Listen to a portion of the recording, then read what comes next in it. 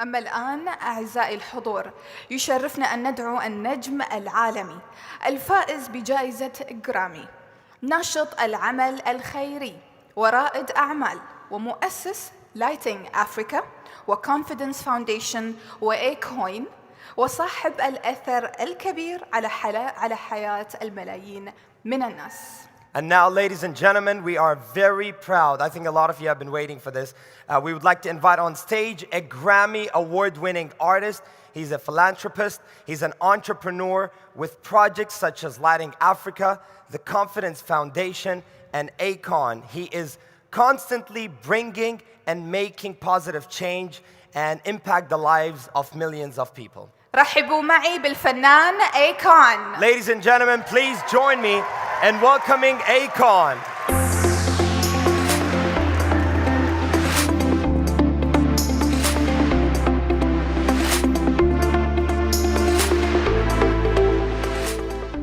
Let me fix my microphone real second. There we go. Assalamu alaikum. How you guys doing? Good morning. Or are we in afternoon already? Hold on, I'm having some wire difficulties here. All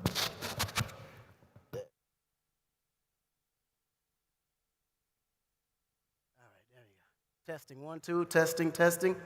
All right, there we go. How you doing? So, I would like to start by asking, pretty much answering. My brother Talil asked me what drives me as I was sitting down here. And I thought to myself, that'd be a great way to start. What drives me the most, and it took some time for me to travel, understand, and realize my purpose in life. But what drives me every day when I wake up, when I go to achieve, or when I go after something, I always put the spiritual side before. And it has a lot to do with when I was a child growing up in Senegal and the suffering and the struggle. But I never wanted to make a move, personal, entertainment, business alike, or anything without, after achieving or making that decision, that I would feel good to know that God is smiling upon me. So what drives me the most is the thought of understanding that my part that I play on this earth has to mean something. And I didn't want to just be known for singing and dancing. So it can be very easy to get caught up. This business of entertainment, whew.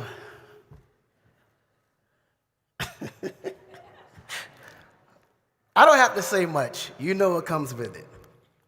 And success, as amazing as it is, can be the one thing to help you lose your way.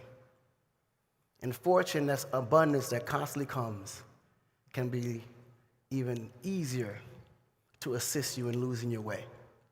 Now, when I was a child, I was in Senegal. I had no electricity. My family, we was under straw huts, kerosene lamps, candles. This was our electricity. As far as clean water, between my parents, my sisters, aunties, aunts, they went to the local well, they dug up the water, put it on their head, came back to the house. This is the same water that we drank from, cooked from, and bathed from. Now, mind you, as a child, this was perfect for me. I felt amazing. I knew nothing different. I was just happy. I was happy because I was surrounded by family all the time. We ate good food, and it was always great conversation, and I knew I was surrounded by people that cared for me. So I didn't really, in no way, feel that as a struggle. Now, my dad was a forward thinker. He was a jazz musician, and he always thought of tomorrow. He never really made a decision without thinking about us in the future. So he came to the United States. Now, my pops was invited by Miss Catherine Dunham in a dance group of Alvin Ailey. I don't know if you guys ever heard of them, but they're huge in the US as far as culture, and culture from a standpoint of just influencing culture in general. And Pops wanted to make sure that when we were born in a place of opportunity. So every time my mom was pregnant with one of us, he would send her to America, we would be born, and he'd ship us back to Africa. Because he always said he wanted us to grow up understanding our culture, understanding and learning our language, and most of all, understanding our history and where we really came from. So when I was about 8, he shipped us back to America. I started going to school there. And I realized just how different life was when I came to America. Because for the first time, I used to always see this little birdie-looking like thing that flew in the sky. And I always thought it was a bird, which was an airplane. So we get to the airport, and I'm flying in this airplane, and I'm scared to death. I don't know what to expect. I jump in this thing, and all of a sudden, because I'm used to like the horse carriage, and I get in this plane, and it's taking off, and I'm in the air. Can you imagine this little African village kid in an airplane looking down? Probably the most scariest moment of my life. Then we get to America, and as we're landing, I'm seeing these huge, tall buildings and skyscrapers, some I've never seen before. Now, mind you, I'm living in a village, so I rarely saw cars unless someone from government was actually driving in. But when I got to America, I've seen abundance of vehicles, SUVs, things that I've never, ever seen in my life. Then my dad takes us to our house that we live in, and he feeds us Frosted Flakes. Now, this had to have been the most delicious cereal I ever tasted in my life. And I saw this tiger in front of it, and I'm trying to figure out, why is this tiger on a box of cereal? That was my first marketing lesson. It took years for me to understand why that tiger was there. Then I would watch TV. Now, mind you, I've never really watched TV before. Thank you. Right? So I'm watching TV, and I see this tiger talking to me.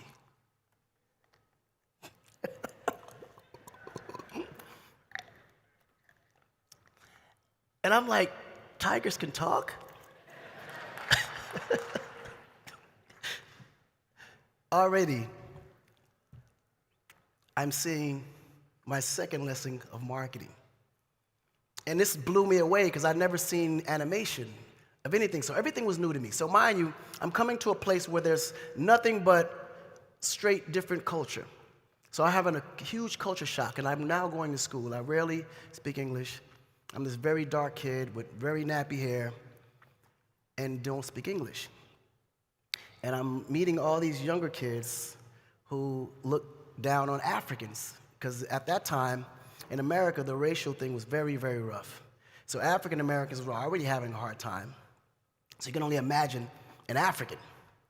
So I used to get into a lot of fights when I was younger, more because I wanted to kind of fit in, and I kind of felt in so many different ways that I didn't fit in. And I didn't know how to really speak English, so my aggression just came through violence. And through the process of that, I found myself always fighting, to the point where the kids thought that I was crazy.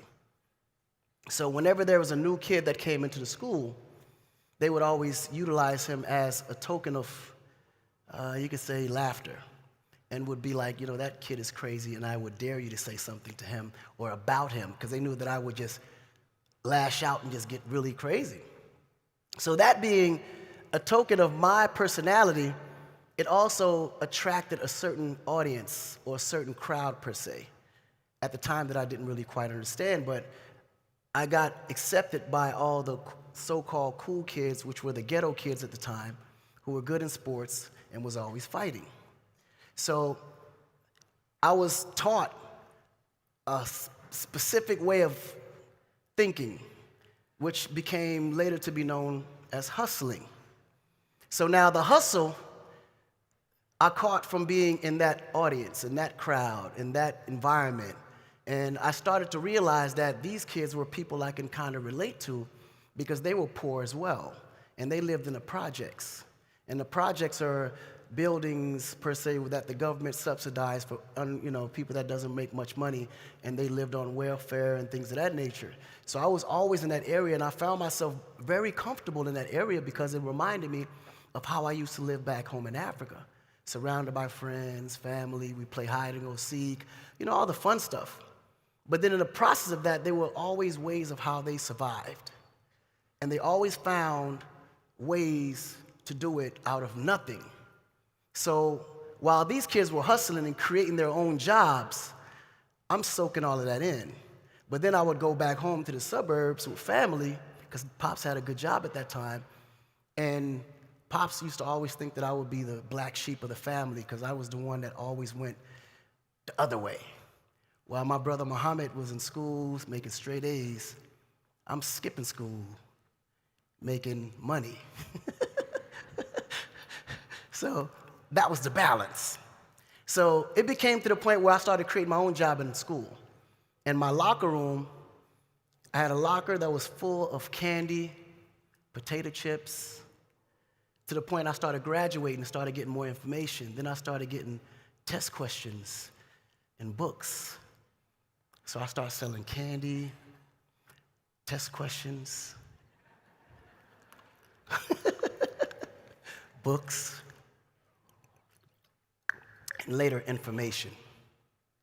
Now the information became more valuable than anything because I started to realize why I was even in school. For more information. So information became the key to everything I moved forward towards because I started to realize how important information was. Even though I wasn't getting the information parents thought that I needed in school at that time, I was getting information from experience in the streets. So it gave me a specific way of how to look at things in a different light. Then I started getting more entrepreneurial and deeper in the streets, which was quite the wrong direction that I thought at the time I was supposed to be going, not realizing that that direction later will save my life. So, and I'm telling you this story to give you a full picture. And as I got into the streets, I started hanging around more and more experienced hustlers. And there was a movie that came out called Coming to America with Eddie Murphy, and everyone thought that Africans were kings with princes and had a lot of money. So I used that to my advantage. And I used to go around school and say, yeah, my dad's a king, I'm a prince. And the American kids, they believed it. So while they're believing that, I'm with the hustlers, and at the time in New Jersey, where I was living, it was the car theft capital of the world. So everybody in the hood drove in stolen cars. So I saved up and bought a stolen car, and I drove to school, and I realized how much praise I was getting for that Porsche. That was my first car, by the way. And the girls start looking at me, a certain way. The fellas start giving me respect. And I said, man, what if I was the guy selling the cars rather than the one that was just driving them? So I learned the game. They taught me chop shops, VIN numbers. I perfected it so well that I became the leading car theft dealer in New Jersey. And then I heard that there was Olympics going on in Atlanta. And my dad at the time was the professor at Clark Atlanta for cultural exchange. And I was a nice basketball player, so I got a scholarship to go to Georgia Tech. But while I'm going to Georgia Tech for scholarship in basketball, I'm ranked #1 in soccer in New Jersey. But at the time, soccer just wasn't popular enough. So I went to Atlanta, took the opportunity. And I realized in the South, everything was just slow. It wasn't like the New Jersey hustle. So I said, oh, this is perfect. So I set up shop, started creating my own opportunity in New Jersey. And within 1 year, I was making $1 million a month in stolen cars. Now, at this time, I just knew that I had an empire. My only goal was to be rich. I didn't care how or when. I just wanted to be rich. So with a successful car theft operation in Atlanta, I'm not realizing that one day I'm going to get caught because everything is just so perfect and I'm so smart. And that day comes. I'm driving down the highway and I see a helicopter above me. I didn't really pay it no mind until I went home, went to the store, and everywhere I went, I just seen a helicopter. I'm like, why is this thing following me? So I said, let me just test it and see if it's actually following me. So I started riding down the 285, which is a circle. I went around that circle 5 times and it stayed there, and that's when I said, okay, you know what? I'm gonna get caught. I just felt it. Something in my soul told me, when you get off this exit, make a right. And what did I do? I make a left.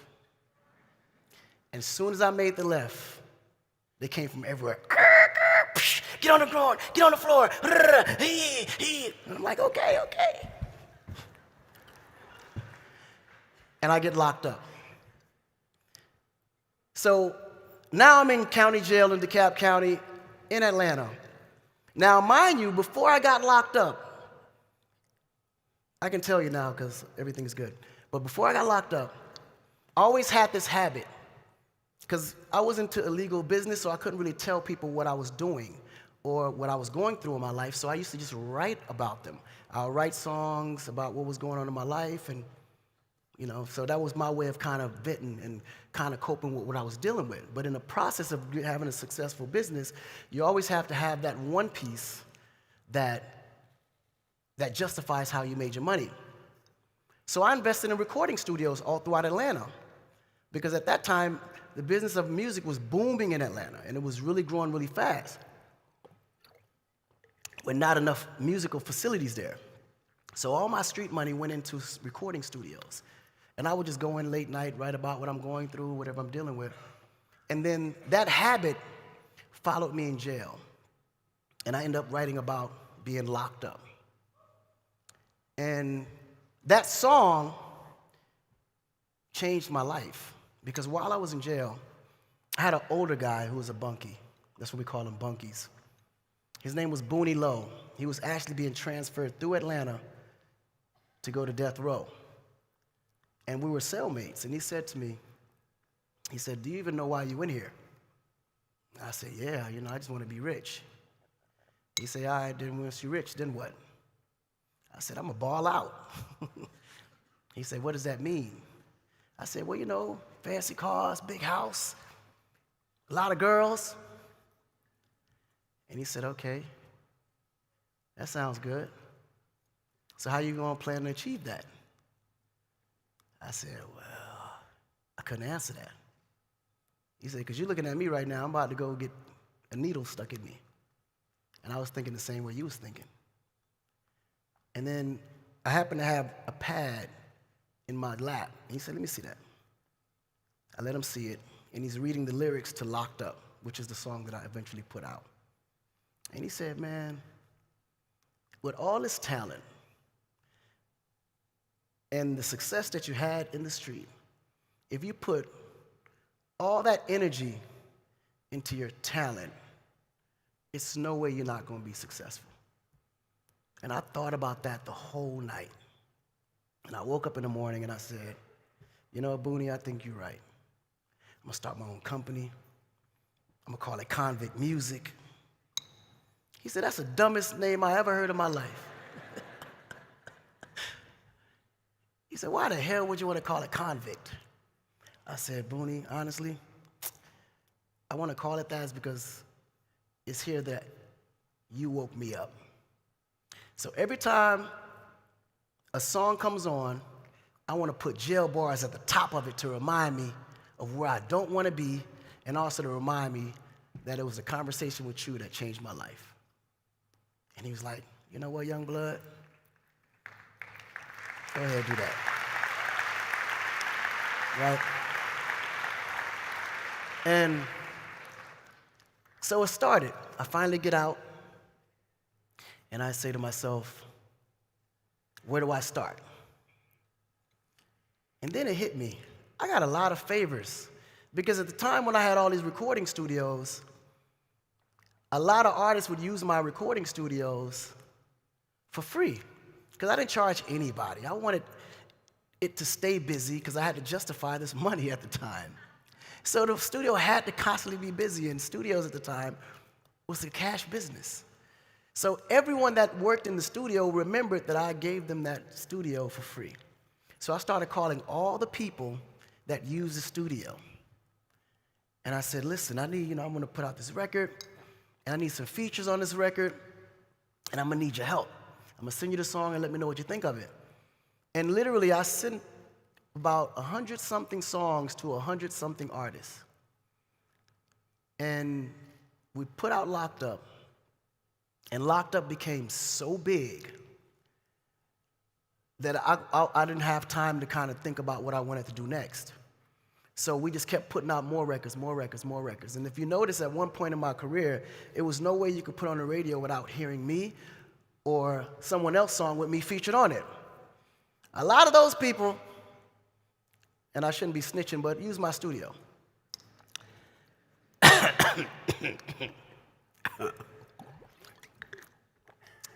And it ended up happening that with the success, I started getting enlightened because I started to travel. I started to meet new people, start experiencing different cultures. And then I started getting more inquiries from Fortune 500 companies to tell the story and to be a part of whatever product it is they're selling. And I started to realize that the more I sit in these board meetings and hear how they're marketing a product, how they plan to move or influence people with a certain type of product or impact a certain type of product, I would walk in with their idea and completely 360 the whole situation to where they would have to revamp the whole marketing budget and start over. And I used a lot of, I could say, teachings that I didn't know would be valuable to me. Because as a hustler, you always think outside the box. You always think of how you could be different. You always think of how and what makes you different from everybody else. Matter of fact, what's the most creative way to present something to someone to be able to gain their trust and get their money? And one thing I realized in the business was that at that time, drug dealers move different because they will come to your territory, give you a sample, and if you like it, you will come back. And that never left my mind. So as time started moving forward, I started to realize that my mind is changing, my ideas are changing, me as a person, as a human, I'm changing because I'm going into these areas back home in Africa where I'm starting to remind myself back of my childhood and what I used to be. And as I started to create opportunities for myself, I started feeling really bad when I started seeing people with lack of opportunity. So, and at the time, hip hop was really flashy. You know, we have these big $100,000, $250,000 gold chains and Rolexes and diamonds. And I would go into these impoverished neighborhoods and seeing all the suffering. And I would actually feel bad and tuck my chain in. Because I couldn't see that I'm wearing a $250,000 chain and this kid here doesn't even have a plate to eat for lunch. And God knows what he's going to eat for dinner. So I went back home and I said, no, this success wasn't made for me to just be rich. Because I don't feel comfortable being rich anymore. And that's what led me to say, I want to start giving back. And I want to create a purpose for myself moving in. And I want to start with Africa because that's the impact that I felt walking into that whole concept and idea. And then me being a US citizen, I also thought that I always had special perks. And it also gave me a purpose to be able to say that this could be you one day, and offer that freedom or that idea that freedom does exist. And as I started creating my foundation, I named it confidence for a reason. But I always used the con as the beginning of every business I opened up, no different from when I did music. I put the jail bars at the top of it, because I started to realize that that word wasn't something that I should frown upon, because it was that experience that allowed me to be who I am today. So I never wanted to be embarrassed by saying that I was once locked up and I was once a convict, because I started reading back in the history books of all the people that made major differences in the world. They were all confined at one point in their life. If it wasn't physical through government, or isolated from a standpoint of having to be on the run, or physically locked up, they all mentally was confined in a way to where it opened their minds to a bigger world. And it created and gave me the opportunity to say, let me step forward with my spiritual side of me before I step forward from my ambitious side. And I know that sounds kind of tricky, but one thing I started to realize is that failure never existed. We just say that because it's a way of motivating ourselves to get to a certain place. But I always believe that if you feel in any kind of way that you failed, you're completely wrong. You didn't fail. You just didn't have all the information. So if you're after something, or you're trying to get to a certain place, or you have a specific goal of trying to reach, and you don't reach that goal, it's only because you didn't have enough information. That's it. You didn't fail. You didn't have enough information. Because if you had all the information, you would have succeeded in whatever it is you think you're trying to achieve. And oftentimes, some things aren't never or should never be evaluated by age. You know, most times people make that mistake of saying, well, I want to be at this certain level by the time I reach 25, or by the time I'm 35, I want to be achieving this. It's okay to create goals, but don't bank on them, because things is going to happen when God wants it to happen, not when you want it to happen. Now, you need to work towards it constantly, though. Always perfecting your craft. Always moving towards a growth impactful standpoint. But don't bank on an age goal and that because what happens is if you don't achieve it in that moment, most people start to give up, or they start thinking, oh, I failed myself, or I didn't do anything right. That's not always true. Sometimes things don't happen when you want it to happen. It happens when God wants it to happen. And that's the side that I think a lot of entrepreneurs miss, the spiritual side of your goal, or the spiritual side of your success. And then you ask yourself, what is success? Is it fame and fortune? Does that measure what success is to you? Or is it faith? Like me, success is faith. That's me. If God is not smiling upon me, I'm not successful. I don't care if I have $1 billion in the bank, $100 billion in the bank. Matter of fact, the biggest company in the world with $1 trillion in the bank. What good am I if I have that much money sitting in the bank in the first place? When you have all these kids starving, all these problems that need to be solved, and you got $1 billion in the bank? So we all have our own motives of why we do what we do. And we all have our own definition of what success is to you. But more than anything, you have to be true to yourself as to what your thoughts and motivation is for what you do. And don't measure success by material things. Because we've seen hundreds of millions of companies that's worth billions of dollars be worth $1 billion today and then worth practically nothing tomorrow. So you have to think from a different level of what your satisfactions becomes to you. Because ultimately, when you become that person that looks to impact from a standpoint of fortune, then it's a different way of how you structure your business. But if you're doing it just for a financial gain, then that's very easy to structure because it's just about profit and loss. Me, I just choose to do it in a way to where anything I do get into, I want it to have an impact. I want to get into business that's going to help people. It's no different from Prince Khalid and what he just said. What problems are you solving? The most successful businesses in the world are businesses that solve a problem or that has a solution to whatever the issues are in life that you're facing or dealing with. Right? So if you think along those lines, I think success is inevitable. It's just a matter of you working hard and patience in the process. Because our generation, we just have this idea that everything is supposed to happen right away. Because we've seen success. We've seen other people close to us have success. But half the time, we don't calculate the time in which it took to get there. And you shouldn't ever be in a rush to fail.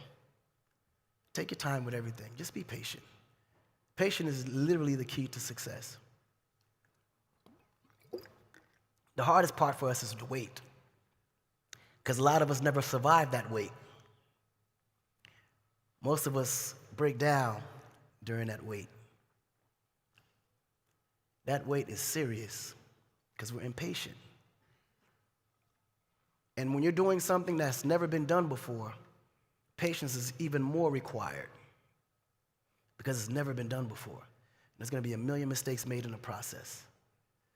And there's going to be millions of solutions that may not be that solution for that specific thing, but may even branch you off to something else, which may sidetrack you from your original goal. So all this time has to be calculated.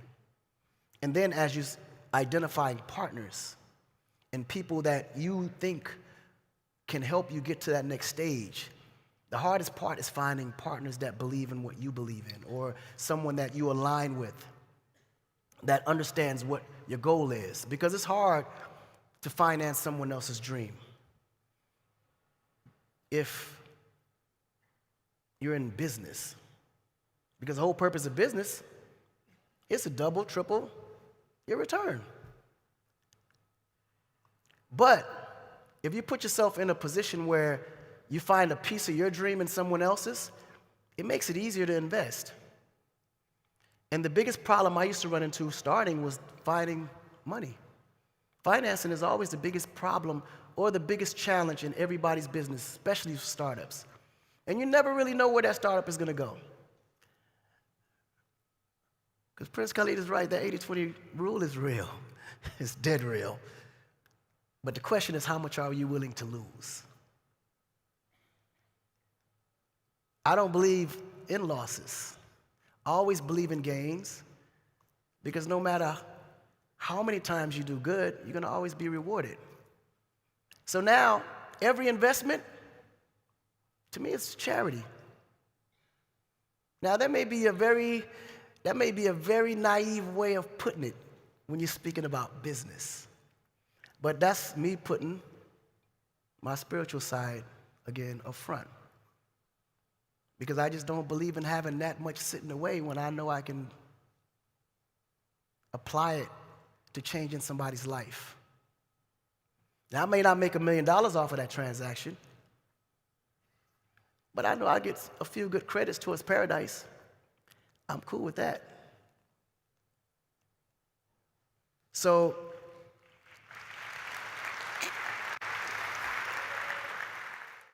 now, entrepreneurs, I'm going to take you just a little further. That message was to the investors. So, put some money aside to make money and put some money aside for extra credit. Entrepreneurs, whatever you do, do not alienate your gift. Because oftentimes we get into businesses that we know or we believe is going to make us a lot of money right away, or we jump into businesses that we feel is the cool thing to do at the time and the moment. And we may have a specific gift that may not be as attractive as the things you would want to get into because of the surroundings that you're surrounded by. Now, one thing I've realized is that when you're great at something, you do it a lot. And oftentimes you do it a lot because you're passionate about it and you just love it. So anything that you love to do, you're going to always do it a lot. You'll do it for free because you love it so much. And those are the kind of things that you want to gear your business towards, because when you do something a lot, you become great at it. And anything that you're great at, people will pay you for that service. Let me just throw something out the sky, just let's say far away, let's say hypothetically, I love to cook. And I'm going to use this as an example. I just love to cook. I'm not a real chef, but I'm just saying the obvious person. You love to cook. And you just do this just for no reason. You go to the garden, you pick a little tomato and some, carrot or whatever, and you just make an amazing recipe out of it because this is something you just love to do. Then you find yourself cooking for the family for Thanksgiving because everybody knows that you love to cook and you make great dishes. Now you're cooking up for the family. And everybody's like, oh man, Ali, he's an amazing chef. He cooks for the family every Thanksgiving. I got a friend that works at the restaurant. I probably can get you a job as a chef. He goes to the friend, listen, I have a friend. He's an amazing chef. He cooks for us every Thanksgiving. Let's give him a shot and see what he comes up with. You say, okay, cool. You know what? I'll give him a shot for the weekend and see how he does. If my customers like it, I'll hire him. He goes and cooks at the restaurant. Something he loves to do. And boom, everyone in the restaurant loves him. Now he's cooking every week.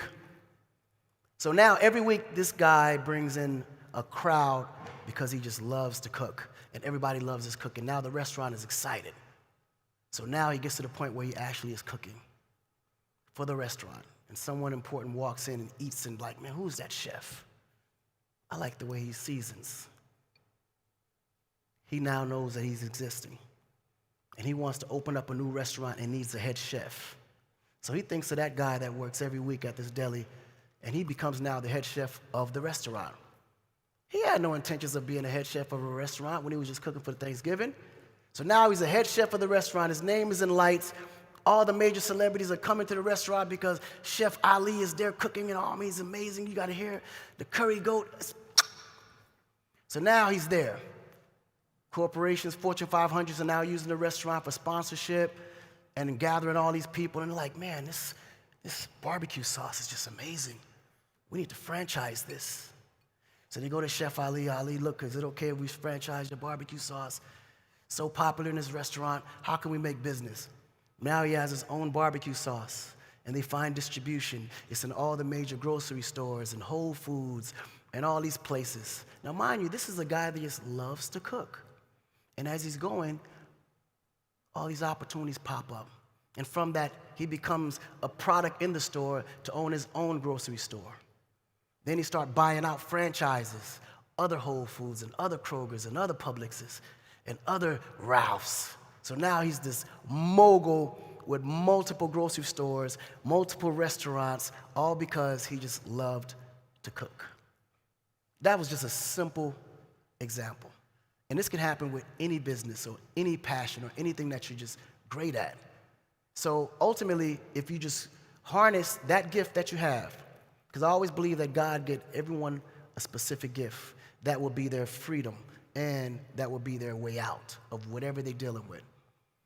If you just harness that and you build a model around that, you'll get to where you're going 50 times faster than trying to start from scratch or doing something that you're not really that talented at or doing something that you just think is the cool thing to do. When you're already great at something, your odds of being successful at it is already cut in half. Now it's a matter of how to execute that and surrounding your people around people that understands that sector of business and moving it forward. And last but not least, Prince Khaled, you said a lot of great things I'm peeping up on, is the pitch. How can you convince someone that this is worth investing in? That's all passion. all passion. Because when they can see that you believe yourself, they can now believe in you. And then your road to success is inevitable. And then whatever you do after that, bismillah, just keep God first, and inshallah, everything will work out. Thank you.